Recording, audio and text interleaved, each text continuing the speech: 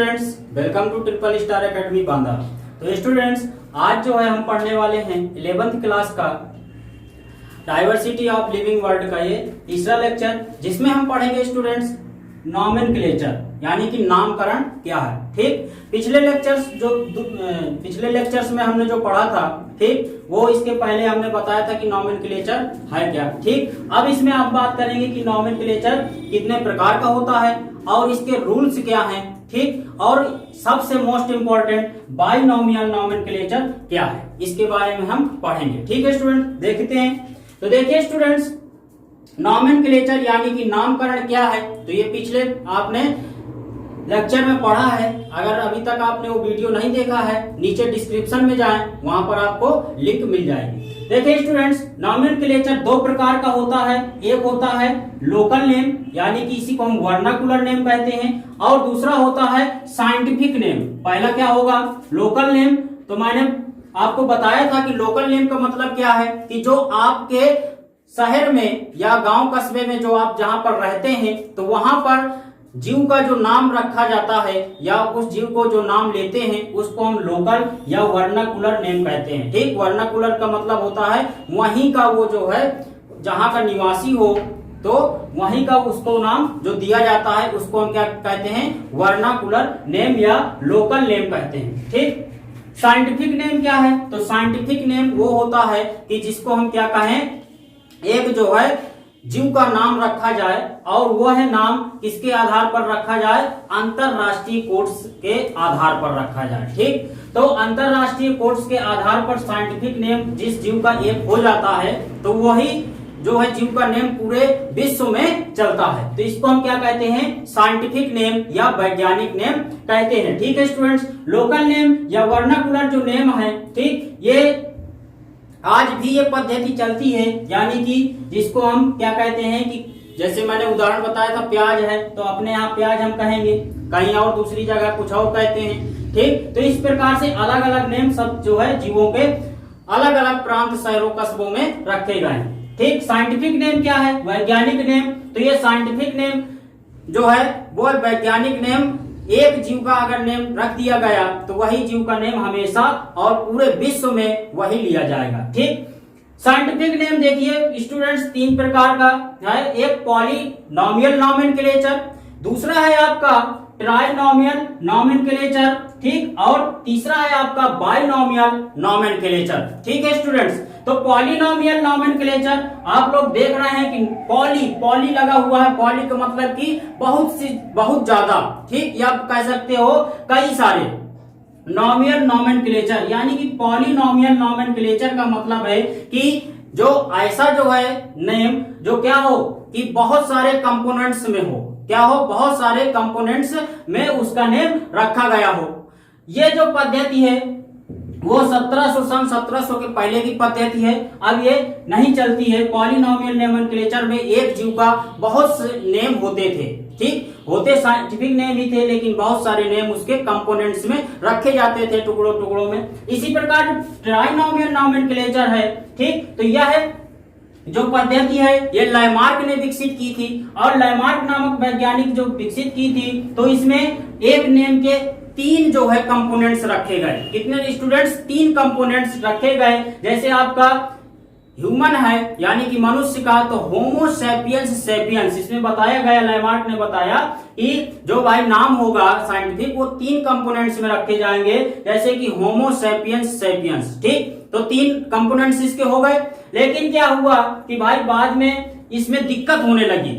ठीक, ये ट्राइनोमियल में काफी दिक्कत जाने लगी कि भाई इसमें बहुत सारे नेम ऐसे हैं जो नहीं बन रहे हैं तीन कंपोनेंट्स के। ठीक है, तो इस प्रकार से इसको क्या किया गया, इसको फिर रद्द कर दिया गया, हटाया गया। इसके बाद फिर मोस्ट इंपॉर्टेंट पद्धति जो आई वो आई बाइनोमियल नॉमेनक्लेचर। ठीक, यानी कि द्विनाम प्रणाली। ठीक, द्विनाम नामकरण की प्रणाली बाइनोमियल नॉमेनक्लेचर, यह आपके बोर्ड एग्जाम की दृष्टि से भी बहुत इंपॉर्टेंट है।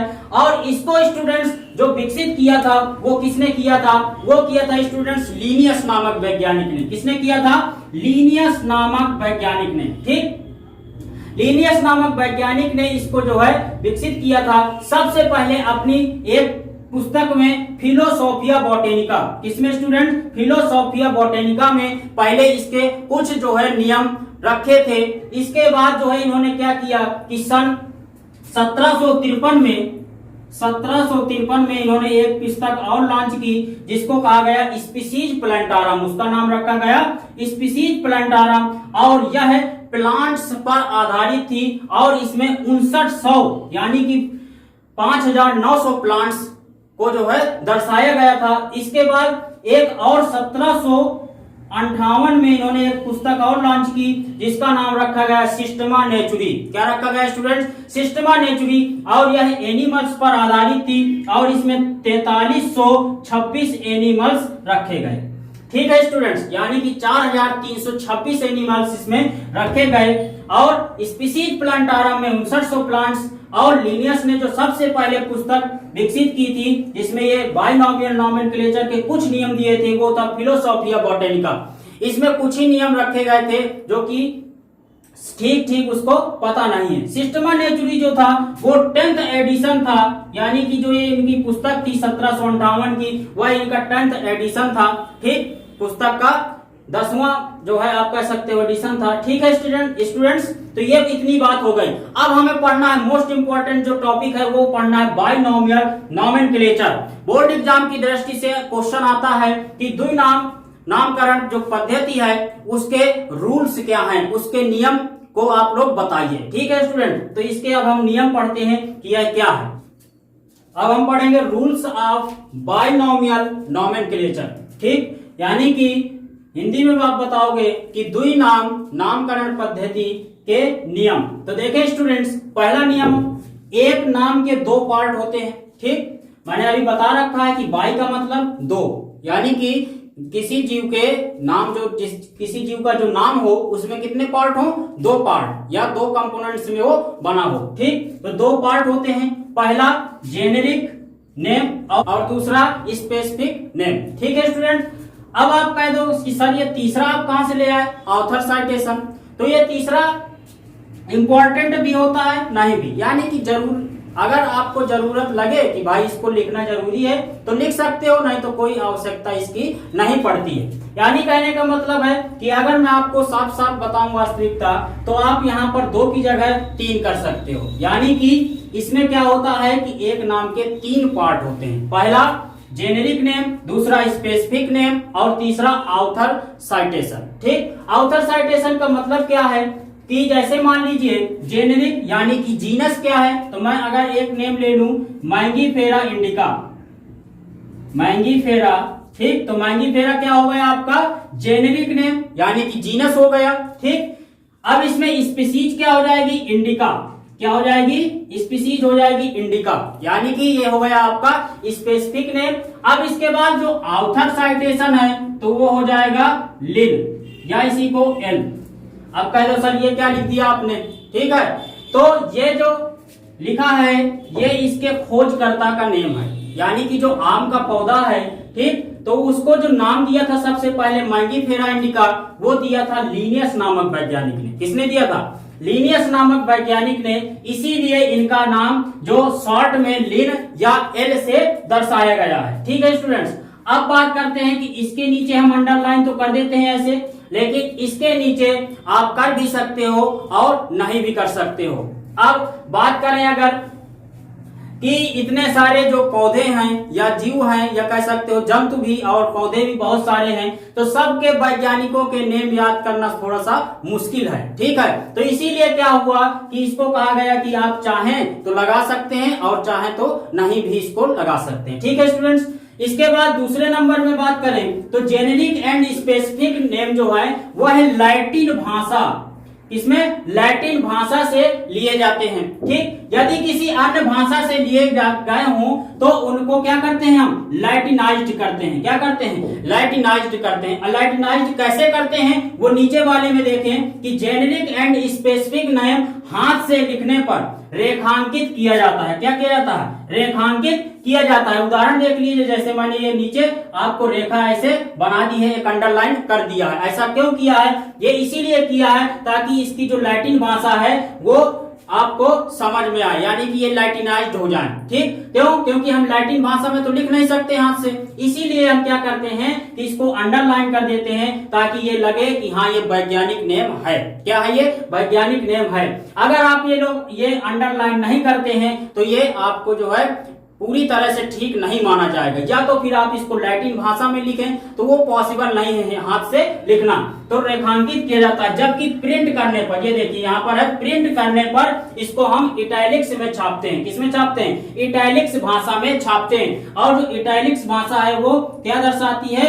लैटिन भाषा को दर्शाती है। ठीक है स्टूडेंट, आपने देखा होगा कि किताबों में छपा रहता है थोड़ा सा टेढ़ा, इस प्रकार से टेढ़ा छपा रहता है, तो यही आपका इस प्रकार से, ऐसे आप थोड़ी बनाते रहेंगे कि उसको एक एक जो है आप लोग टे बनाते रहे अच्छे से। ठीक है, तो ऐसा नहीं है। तो इस प्रकार से आप लोग इटैलिक्स भाषा को दर्शा सकते हैं। तो कैसे? अंडरलाइन करके। ठीक, छापने में आप लोग इटैलिक्स में लिखेंगे। इसके बाद चौथा नंबर है स्पेसिफिक नेम सिंपल या कंपाउंड हो सकता है। ठीक है स्टूडेंट, सिंपल का मतलब है कि जैसे मैंगीफेरा इंडिका, ठीक, ये सिंपल नेम हो गया।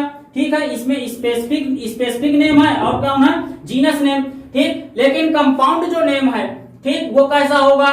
वो हो जाएगा हिबिस्कस रोजा साइनेंसिस। अब इसमें कह दो कि सर ये तो 3 पार्ट हो गए। 3 पार्ट नहीं है स्टूडेंट्स, ये हैं 2 ही पार्ट, लेकिन हमने क्या किया है? बीच में इसके एक हाइफन लगा दिया है। यानी कहने का मतलब है कि अगर कंपाउंड नेम होता है तो हम जो स्पेसिफिक यानी स्पीसीज वाला नेम है उसके बीच में हम हाइफन जोड़ देते हैं और अंडरलाइन हम पूरी स्पीसीज में कर देते हैं। ठीक है स्टूडेंट्स, एक बात मैं पहले बताना भूल गया आपको कि जो जेनेरिक नेम होता है उसका जो पहला लेटर होता है वो कैपिटल हम लेते हैं, और जो स्पेसिफिक नेम होता है उसका हम पहला लेटर क्या लेते हैं? स्मॉल लेटर लेते हैं। ये बहुत ही आवश्यक है और ये आपको बहुत ही ध्यान में रखना है। ठीक, ये जब आप ये साइंटिफिक नेम लिखें तो आपको ये चीजें बहुत जरूरी है ध्यान में रखना, नहीं तो क्या होगा कि एग्जामिनर आपका काट पीट के फेंक देगा। ठीक है स्टूडेंट्स, तो ये आपके हो गए, ये इतने रूल्स हो गए।